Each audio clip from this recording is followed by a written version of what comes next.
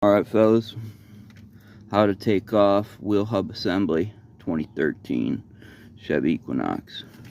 You got your 22 mil for your lug nuts, take those off.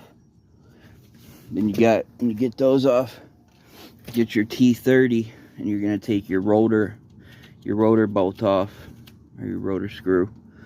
Once you get that off, you go to a 13 mil and you take these bad boys off that are back here. There's one, there's two, and you go to the other side, and there's three. Then you start hammering right here and right here.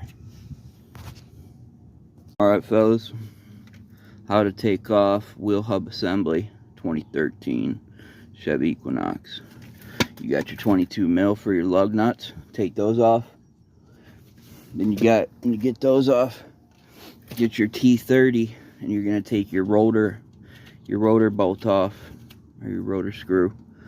Once you get that off, you go to a 13 mil and you take these bad boys off that are back here. There's one, there's two, and you go to the other side, and there's three.